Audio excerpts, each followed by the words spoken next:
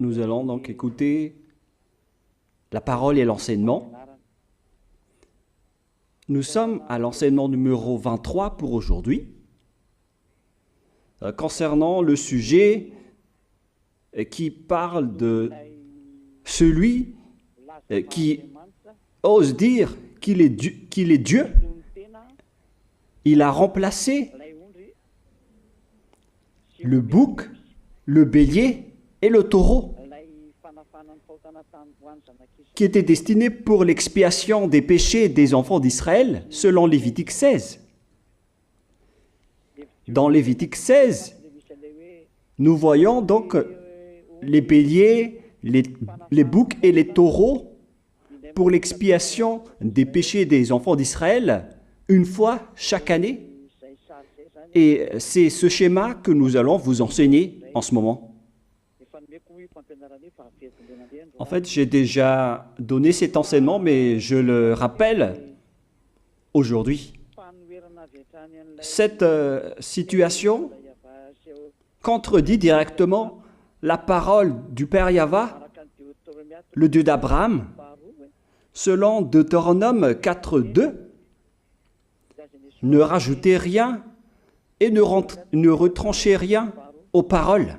C'est dans Deutéronome 4.2 et aussi dans Deutéronome chapitre 13, à partir du verset 1, ou Deutéronome 12, 32.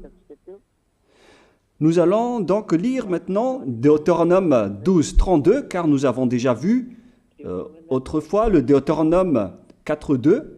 Donc dans Deutéronome 12, 32, vous observerez et vous mettrez en pratique toutes les choses que je vous ordonne. Vous n'y ajouterez rien et vous n'en retrancherez rien. Voilà donc dans le Deutéronome 12, 32. Et dans Deutéronome 4.2, je vais répéter, Deutéronome 4.2, vous n'ajouterez rien à ce que je vous prescris et vous n'en retrancherez rien, mais vous observerez les commandements de Yahva, votre Dieu, tels que je vous les prescris. Cette parole précise bien alors que il ne faut pas rajouter ni retrancher les paroles que je vous ai données.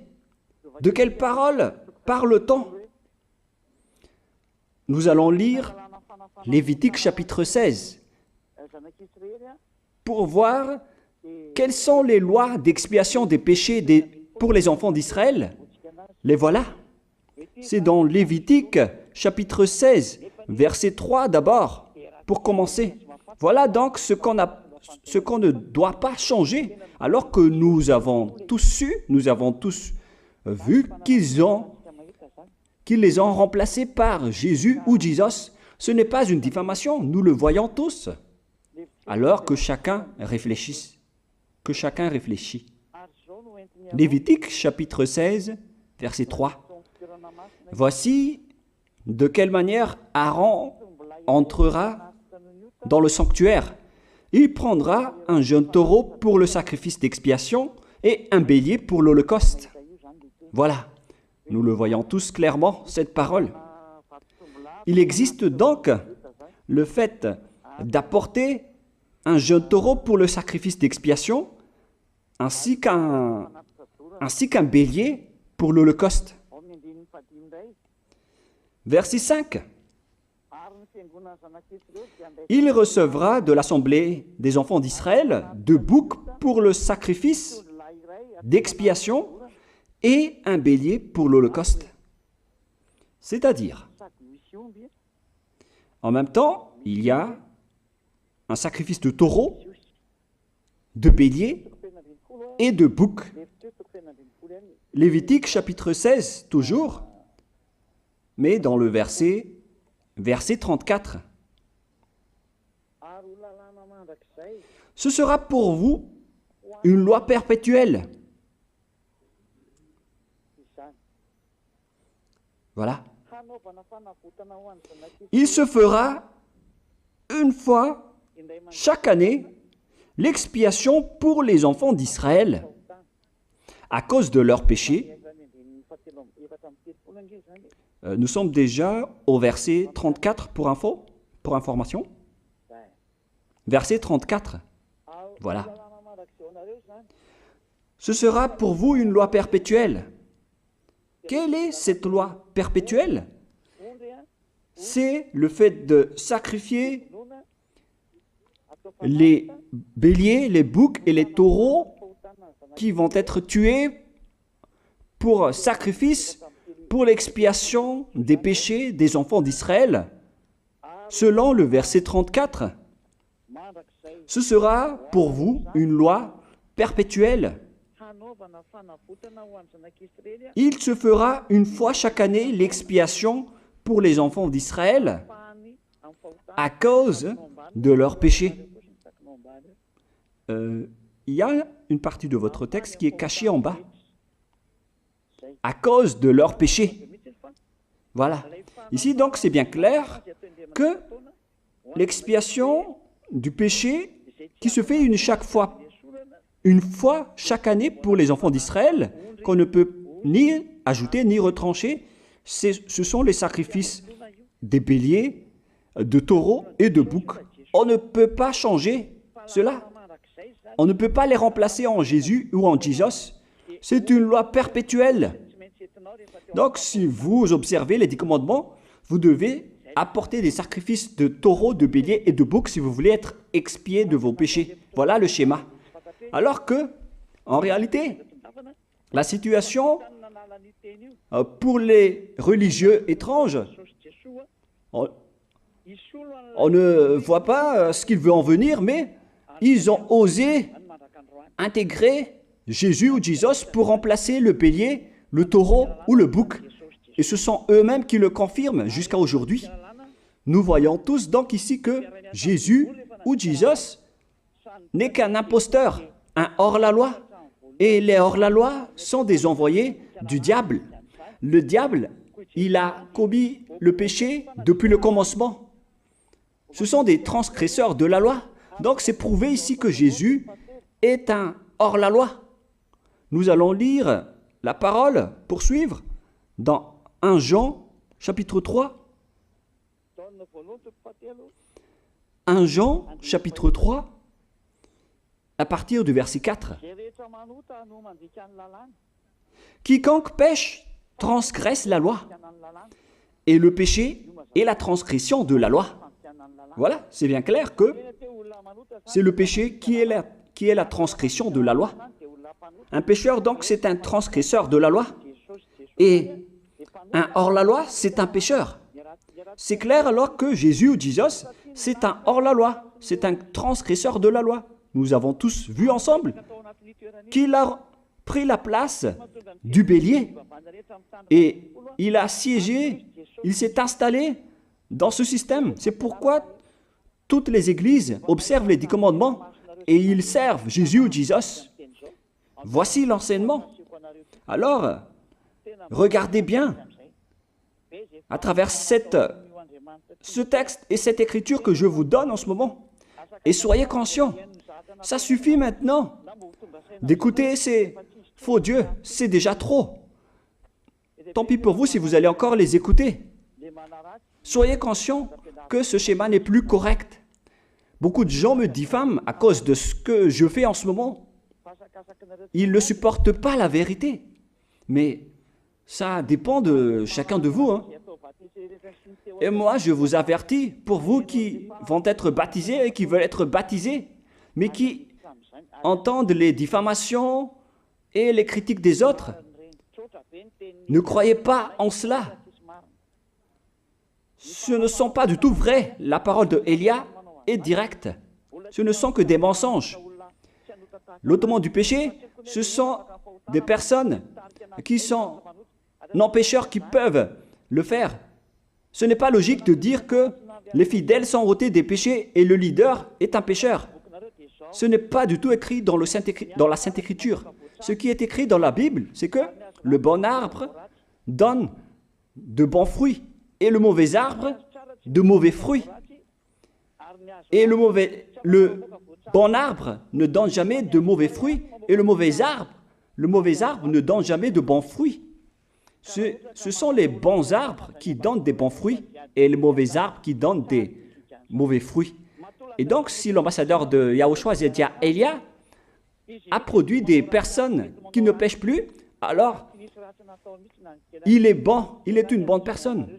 Il n'a jamais fait aucun mal, même pas le moindre mal.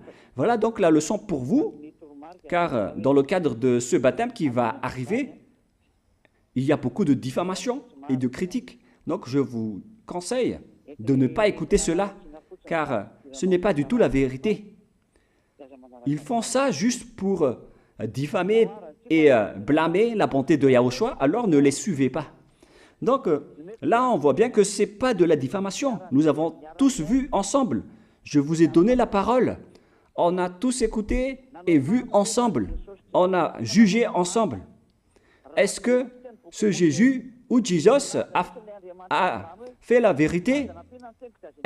Est-ce qu'il a dit la vérité ou pas? Si nous avons vu le livre de Moshé, venant du Dieu d'Abraham, qui a dit « Ne rajoutez pas et ne retranchez pas à ma parole ». Nous avons vu alors que ils ont remplacé par ce Jésus ou Jésus les sacrifices d'expiation du péché, en disant après que c'est ce dernier qui ôte les péchés. Ce n'est pas du tout vrai. Celui qui peut ôter les péchés selon les 10 commandements, c'est le bélier, ou bien le taureau, ainsi que le bouc. Ce sont ces bêtes qui peuvent ôter les péchés. Quelle est alors la raison pour laquelle les religieux sont entrés dans ce mauvais schéma?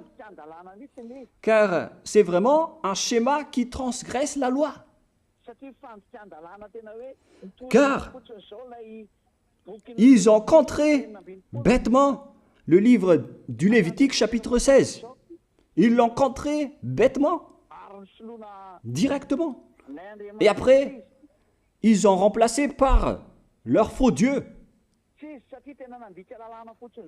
Un faux Dieu car c'est directement un hors-la-loi. Il a contredit le Dieu d'Abraham. Nous voyons la preuve ici qu'il a contredit vraiment le Dieu d'Abraham, qu'on appelle par le nom de Yahweh et Yahushua son fils. Car ce Dieu d'Abraham, il a bien dit qu'il ne faut ni ajouter ni retrancher à ses paroles. Il faut les observer car ce sont les commandements de Yahweh, ton Dieu.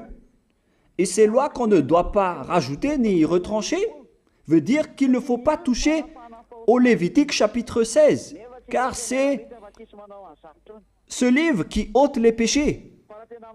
Alors que nous voyons tous que personne ne le pratique plus.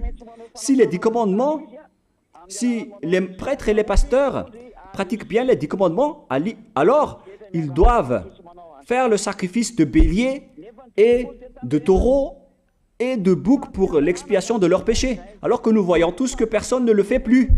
Alors qu'en même temps, ils observent les 10 commandements. C'est donc de la transgression de la loi. Et en plus, ils ont enlevé le Lévitique 16 en le remplaçant par Jésus ou Jésus. C'est-à-dire qu'ils ont contredit la parole du vrai Dieu, le Dieu d'Abraham. Et est-ce que vous allez encore oser contredire cette vérité? Est-ce que vous allez encore dire que vous êtes dans la vérité, que vous êtes dans la justice? Mais qu'est-ce que vous cherchez?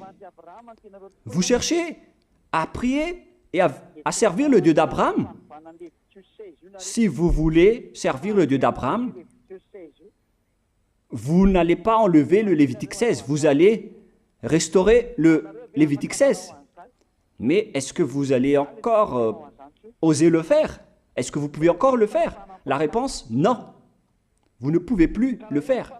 Alors que il s'agit de l'expiation de vos péchés. Et dans ce cas-là, c'est obligatoire de le faire. J'ai expliqué l'essentiel jusque-là et après je vais vous donner la raison pour laquelle ils ont fait cette grande folie en intégrant dans le Lévitique 16, à la place du Lévitique 16, leur faux Dieu. C'est vraiment de la transgression de la loi. Vous n'avez pas servi le Dieu d'Abraham. Il n'aurait pas dû faire ça jusqu'à la fin, car il a dit qu'il ne faut pas ajouter ni retrancher à ses paroles, alors que vous avez osé le contredire et les changer. Nous allons donc voir maintenant dans Psaume chapitre 40, quelle est la raison pour laquelle les prêtres et les religieux ont arrêté le Lévitique 16 en le remplaçant par Jésus ou Jesus pour remplacer les boucs, le bélier et les taureaux. Et je vais vous expliquer la raison. Et eux, ils ne peuvent pas le nier car ils l'ont fait. Et si, par exemple, ils ne connaissent pas, alors il ne faut plus faire du n'importe quoi. Il faut que vous soyez enseigné par Élia, si vous voulez encore sauver votre esprit. Mais si vous ne voulez pas, alors tant pis pour vous et assumez les conséquences. Psaume chapitre 40, versets 6 à 8. Psaume 40, versets 6 à 8. Voilà donc le dégât qu'ils ont subi. Tu ne désires ni sacrifice ni offrande. Tu m'as ouvert les oreilles. Là, ils ont bien entendu et écouté que Dieu ne désire plus leur sacrifice et tout ce qui concerne ce sujet. Tu ne demandes ni holocauste, ni victime expiatoire. Ici donc, on est arrivé au stade où on n'a plus besoin des sacrifices. D'après ce schéma, alors, le Lévitique 16 a été supprimé. Et logiquement, puisque c'est une alliance qui a été détruite, alors on ne peut plus y entrer, car on ne peut pas ajouter ni retrancher aux paroles. Et donc, si on ne peut pas y entrer d'après la parole qui dit qu'on ne peut pas rajouter ni retrancher, si le Dieu d'Abraham a interdit le sacerdoce, alors logiquement, vous ne devez plus y entrer. Sinon, vous allez vous autoproclamer en tant que pécheur à jamais, alors que les pécheurs et les malfaiteurs n'iront jamais au ciel des cieux.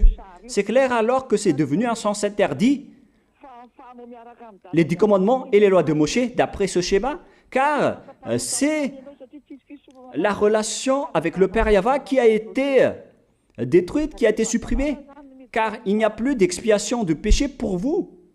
Alors vous êtes fous si vous allez encore entrer dans ce schéma.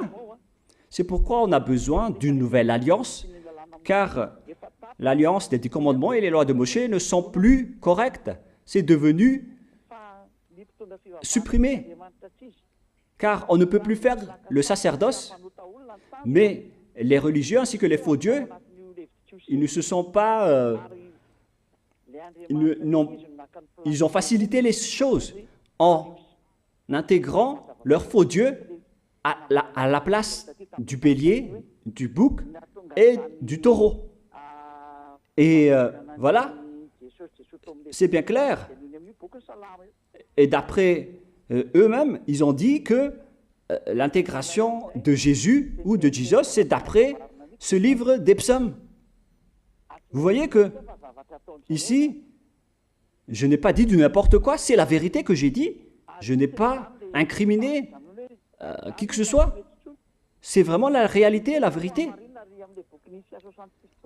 Alors, ici, on prouve bien que ça a été supprimé, ce n'est plus autorisé.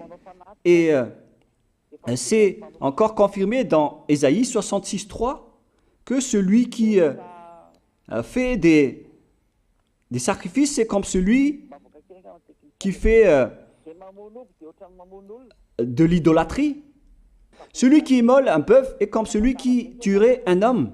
Celui qui sacrifie un agneau est comme celui qui romperait la nuque à un chien. C'est vraiment toute une histoire si vous allez faire cela. Celui qui présente une offrande est comme celui qui répandrait le sang d'un porc. Alors qu'à l'époque des 10 commandements, c'était carrément interdit. celui qui brûle de l'encens est comme celui qui adorait des idoles. Ici donc, toutes les sortes de sacrifices ont été bloqués. C'est devenu interdit. C'est pourquoi le faux Dieu est entré dans Lévitique chapitre 16. Alors qu'ils n'ont pas du tout vu de leurs yeux qu'on ne peut pas ajouter ni retrancher aux paroles. Ils n'ont jamais vu et connu ces paroles. Il a fallu attendre l'arrivée de Élia pour vous montrer toute la vérité, pour vous montrer toutes les vraies paroles. Alors, il faut suivre Élia. Suivez Élia. Et c'est ce terme qui dit de suivre Élia que les gens ne supportent pas du tout. Mais qu'est-ce que je vais dire d'autre? Je vais vous dire de suivre qui? Alors que vous êtes tous pécheurs. Est-ce que vous allez suivre les pécheurs pour aller en enfer? Vaut mieux suivre Élia, car ceux qui l'ont suivi ne pêchent plus. C'est quoi le problème? Si c'est de la jalousie, alors vous n'êtes pas du tout sage. Mais si vous êtes sage, vous devrez être content en m'écoutant. Si vous cherchez ce Dieu d'Abraham, vous devez être très content en dansant à la maison en disant « Merci Élia, voilà ce que j'attendais ». Au lieu de dire des colères et de la haine, moi je vous donne de la parole de l'amour pour vous sauver. Alors sachez bien écouter. Et après, ils l'ont continué dans 40, verset 7 maintenant. Alors je dis, voici je viens avec le rouleau du livre écrit pour moi. Verset 8, je veux faire ta volonté, mon Dieu, et ta loi est au fond de mon cœur. Et eux, ils ont pris cette parole en disant que nous avons vu ce terme de rouleau du livre. Et directement, ils ont dit que on doit intégrer dans les 10 commandements le Fils du Très-Haut qui s'appelle Yahushua. Ils l'ont intégré dans les 10 commandements. Pour vous qui sont dans le mauvais sens, vous l'appelez Jésus. Vous avez intégré dans les 10 commandements votre Jésus, mais Yahushua n'entrera jamais là-dedans car c'est vraiment interdit, c'est un tabou. Le sens du rouleau du livre que Yahushua a parlé ici, c'est qu'on parle de son histoire dans le Sefer Torah juif. C'est-à-dire que le Sefer Torah juif a parlé de lui. Nous allons lire la parole à ce sujet. En parlant du rouleau du livre, ce n'est pas qu'il est entré dans le Lévitique 16. Non, c'est un tabou, c'est interdit. Mais il a parlé de son histoire. En parlant du rouleau du livre, nous allons lire la parole concernée à ce sujet. Selon Luc, chapitre 24, verset 44. Luc 24, 44. Puis il leur dit, « C'est là ce que je vous disais lorsque j'étais encore avec vous, qu'il fallait que s'accomplisse tout ce qui est écrit de moi dans la loi de Moïse, dans les prophètes et dans les psaumes. »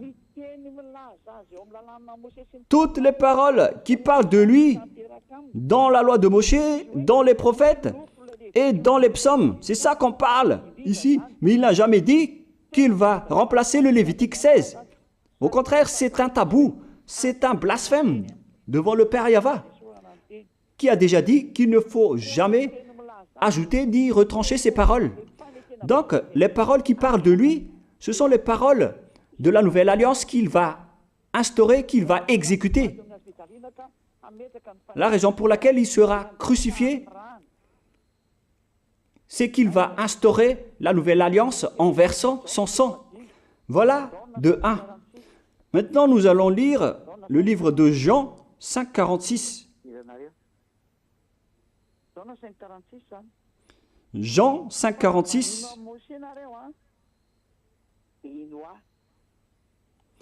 Alors, car si vous croyez en Moshe, vous me croiriez aussi, parce qu'il a écrit de moi. Il a écrit à propos de Yahushua. C'est pourquoi on parle du rouleau de livres qui a écrit pour lui. Et Moshe aussi a participé à son histoire en parlant de lui. Mais ce n'est pas que on a supprimé le Lévitique 16 en remplaçant par le Fils du Très-Haut. Non, ce n'est pas du tout cela. Il y a beaucoup de paroles qui a parlé de lui depuis les lois de Moshe, depuis les prophètes et depuis les psaumes. C'est pour ça qu'on parle du rouleau du livre qui a écrit à propos de lui. Mais ce n'est pas que vous allez supprimer le Lévitique 16 en le remplaçant par le Fils du Très-Haut. C'est vraiment une abomination de votre part. Je vous ai donné maintenant l'explication. Il ne faut pas rajouter ni retrancher aux lois de Moshe. C'est une alliance en bonne forme qu'on ne peut pas toucher ni enlever. C'est dans Galates 3,15. Galates 3,15. Une disposition en bonne forme ne doit pas être changée ou transformée. Les lois de Moshe, c'est une alliance en bonne forme qu'on a versé le sang de Zébu en plus. Donc on ne peut ni retrancher ni rajouter. Le pire alors, c'est que vous qui êtes les fidèles de Jésus, vous l'avez intégré dans les lois de Moshe en remplaçant le Lévitique 16. On parle de votre Jésus ou Jesus. Je vous pose la question, est-ce que vous oserez dire que vous n'êtes pas pécheur à ce sujet? Car c'est vraiment de la transgression de la loi de la part de votre faux Dieu. Donc s'il est pécheur, alors logiquement vous êtes aussi pécheur. Et vous-même, vous avez dit que vous êtes pécheur. Voilà ce que vous avez fait. Et vous n'allez jamais être épargné. C'est pourquoi je vous appelle tous maintenant. Soyez baptisés et sauvez votre chemin, c'est-à-dire votre esprit. Sauvez votre esprit car il ira en enfer si vous ne le sauvez pas. Pour vous qui serez baptisés bientôt, l'explication est claire. Alors prenez une décision maintenant. N'écoutez jamais les diffamations qui sont faites par les diables. Ce sont eux qui vous empêchent d'aller vers la vérité. Ne soyez plus des poubelles dans votre conscience. N'acceptez plus cela. Il faut écouter l'envoyé du ciel des cieux, c'est-à-dire moi. Voilà l'explication. Vous avez fait du n'importe quoi avec votre faux Dieu. C'est votre faux Dieu qui a péché au commencement. Et logiquement, donc, vous avez tous aussi transgressé la loi avec lui. Et maintenant, vous êtes tous dans le péché. Et vous vous abritez dans la parole qui dit Dieu n'est pas venu pour appeler les justes, mais les pécheurs, pour se repentir. Le problème, c'est que c'est votre Dieu qui est vraiment un pécheur. Voilà le schéma qui prouve qu'il est pécheur. Donc, je vous souhaite à tous d'être bénis par Yahushua. Prions ensemble. Merci infiniment, Père Yahva, pour cette parole. Une parole qui conscientise les gens pour se retourner vers toi et pour faire rester fermes tous les enfants du Très-Haut, les personnes que tu as déjà choisies, pour qu'ils restent bien fermes dans le service, et pour ceux qui sont encore à l'extérieur, qu'ils courent vers Elia, car Elia et toi, Yahushua, vous êtes uniques. Merci infiniment, Père Yahva. Merci infiniment, Yahushua. Sauve les gens pour qu'ils soient intégrés au ciel des cieux, pour que les gens écoutent la parole, Père Yahva, Yahushua, toutes les paroles que j'ai montrées. Confirme toutes mes paroles, Yahushua et Père Yahva, pour la gloire de vos noms si saints. Merci pour ta bonté et pour ta grâce. Au nom de toi, Yahushua, je fais toutes ces prières. Alléluia, Amen. Donc, je vous souhaite à tous d'être bénis par Yahushua et à demain. Au revoir.